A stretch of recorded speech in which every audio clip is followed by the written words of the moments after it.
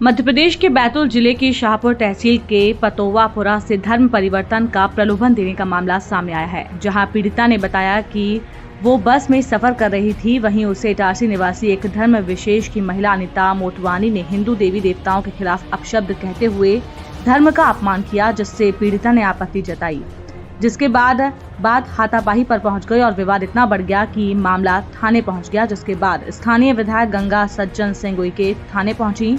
मामले में पुलिस द्वारा एफआईआर दर्ज न किए जाने और शिकायत न किए जाने का दबाव बनाया जा रहा था, जिसको लेकर विधायक द्वारा आपत्ति दर्ज करते हुए मामले में हस्तक्षेप करते हुए अतिरिक्त पुलिस अधीक्षक को मौके पर बुलाया।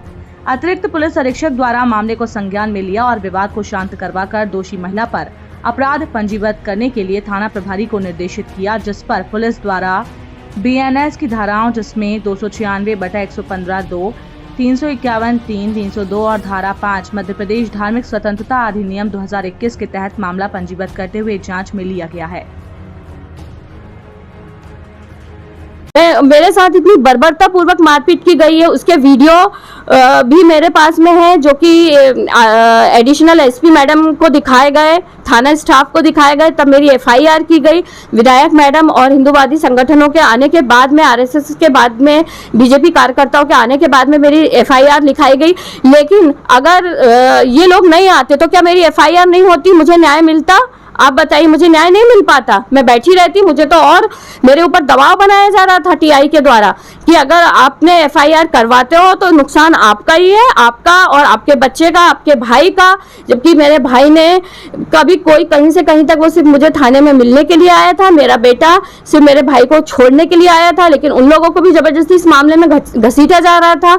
मुझ पर काफी दबाव बनाया गया। 6 घंटे तक मैं बिना बाथरूम जाए किए बैठी हूँ सर। आज मुझे यूरिन इन्फेक्शन भी हो गया है और मेरी स्थिति, मुझे इतना तेज बुखार है और मुझे अभी एक्सरे भी करवाना है। तो शायद हो सकता है कि मेरी गर्दन की हड्डी फ्रैक्चर हो गई हो। मेरे हाथ इतने दर्द हो रहे हैं कि मुझसे लिखते तक नहीं बन रहा है, कोई काम करते तक नहीं बन रहा है सर। इतनी बर्बरता पूर्वक मारपीट की गई है ना कि, और उसके बाद में भी 6 घंटे तक अगर इतने सारे हिंदूवादी हमारे संगठन नहीं आते, विधायक मैडम नहीं आती, उनके हस्तक्षेप के बाद ही मेरी एफआईआर दर्ज की गई। तो अगर वो लोग नहीं आते तो क्या मुझे न्याय मिल पाता? आप ही सोचिए, मुझे न्याय मिल पाता? मतलब हम अपने हिंदूवादी देश में, हम अपने सनातन धर्म को मानने वाले लोग हैं और हमारा धर्म ही आज सुरक्षित नहीं है। जी, आपका शुभ नाम? जी, मेरा शुभ नाम पूजा दुबे। शाहपुर? जी, पतोवापुरा शाहपुर। हो गई और मुझे लगा कि इतना ही मामला है, और फिर मैं अपने भाई को राखी बांधने के लिए मतलब हम तैयारी करने लगे। उसके बाद में फिर हमको नहीं पता और अचानक फिर बार बार मुझे फ़ोन आने लगे कि बोले मामला बढ़ गया। मतलब यहाँ से मैडम जो वहाँ पे जो मारपीट हुई है उसके बाद ये मामला गंभीर बना है। तो ये नहीं होना चाहिए था। वो महिला एटीएम से पैसे निकालने गई तो उसको निकाल के अपने जाने देते। तो आज आपकी भी यहाँ पर आवश्यकता नहीं थी, मुझे भी नहीं आना पड़ता। तो ये मामला गंभीर है। उस महिला पे तो कार्रवाई होनी चाहिए, क्योंकि उसने डबल से उसको क्यों मारा, क्यों हाथ लगाया। और ये जो उन्होंने धर्म ग्रंथ दिए, उनकी पुस्तकें दी, ये नहीं देना था और आपने नहीं लिया और नहीं सम्माना, तो आपने गाली गलौज मारपीट पे उतारू हुई है। और इसके बाद ये दोस्त अपने कार्यकर्ता बंधु आए, आरएसएस को आना पड़ा। पुलिस प्रशासन ने भी जो कार्यकर्ता बंधुओं के क्षेत्र के लोगों के साथ गलत करा है, उन पर भी कार्रवाई। हाँ, अभी ये सब चीज़ें हो जाती हैं स्टाफ के द्वारा, तो ये हमको यहाँ पे नहीं आना पड़ता। हर बार स्टाफ कहीं ना कहीं हमारे कार्यकर्ताओं के साथ अच्छा नहीं करता, इसलिए शिकायत अच्छा पुलिस के द्वारा पहुंचनी थी, टीआई के द्वारा सूचना मुझे पहुंचनी थी, लेकिन इन्होंने कभी उचित ही नहीं समझा कि विधायक जी को बताएं ये मैटर। कार्यकर्ताओं के माध्यम से पता चलता है। तो ये भी एक पुलिस विभाग के लिए मेरा निर्देश है। विधायक मैडम, ये क्या 2 पक्षों में विवाद हुआ है? हाँ। तो क्या एफआईआर एक पक्ष से होगी या दोनों पक्ष से होगी? इस विषय में आप क्या कहेंगे? इस विषय में तो सबसे पहले तो पूजा जी को डबल से मारा गया, तो उस पर तो धाराएं लगनी चाहिए। धर्म के विरुद्ध भी उसने कार्य किया, तो उस पर धाराएं लगनी चाहिए सर्वप्रथम। ऐसा ही एक सिविल में अधिकारी थी, कौन सी पब्लिक नहीं पहचानती थी, बेसिकली मैं भी नहीं पहचानता था। तो वो डंडा लेकर आपके कार्यकर्ताओं को खदेड़ा गया और मारा भी गया। क्योंकि मैं ये कहना चाहूँगी कि यहाँ पे आरएसएस के कार्यकर्ता हैं और बहुत समझदार लोग हैं, तो उनसे यदि सिंपली भी बात करते तो वो मान लेते और अच्छे से अपन संवाद भी कर सकते थे। लेकिन शायद मैडम नहीं आई होगी, उसको इस क्षेत्र का ज्ञान नहीं होगा, तो एक बार बात कर लेते।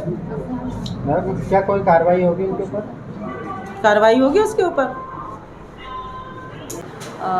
आज पूजा दुबे जो टीचर हैं जो धार से शाहपुर की तरफ आ रही थी फौजदार बस से, बस में अनीता मोटवानी नामक महिला के साथ उनका कुछ लड़ाई हुई, जिस पर थाने आने पर रिपोर्ट पंजीबद्ध किया गया।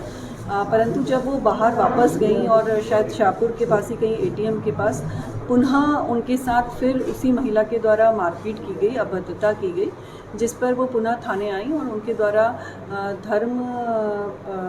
किसी विशेष धर्म का प्रलोभन देके हिंदू धर्म का अपमान करने संबंधी एक लिखित आवेदन भी दिया, जिस पर विधिवत धाराओं पर अपराध पंजीबद्ध किया गया है।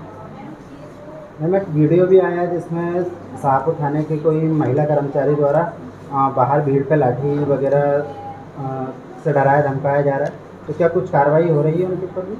जी देखिए, मैं अभी थाने पहुंची हूं और आप ही लोग के माध्यम से मुझे वो वीडियो अभी दिखाया गया है। निश्चित तौर पे इस वीडियो के माध्यम से संज्ञान लिया जाएगा और आगामी वैधानिक कार्रवाई जो भी अनुशासनात्मक कार्रवाई है वो की जाएगी। मैडम, दो पक्षों में विवाद पर सिर्फ एक ही पक्ष पे एफआईआर कितना उचित होगा बिना जांच किए? देखिए, एफआईआर होना ही एकदम अंतिम उसका चालान में नहीं जाता, उसमें विवेचना होती है और विवेचना में आए तथ्यों के अनुसार ही अग्रिम कार्रवाई की जाती है। मैडम, सरकारी कर्मचारी पूजा दुबे को डराया धमकाया जा रहा था कि तुम्हारी नौकरी चली जाएगी। मैं अभी आई हूँ, जैसा मैंने पूर्व में कहा है, और अभी ये सारी चीज़ें मुझे आप ही लोगों के द्वारा संज्ञान में लाई गई हैं। निश्चित तौर पे अगर ऐसी बात किसी ने कही है तो उसके खिलाफ दंडात्मक कार्रवाई की जाएगी। धन्यवाद।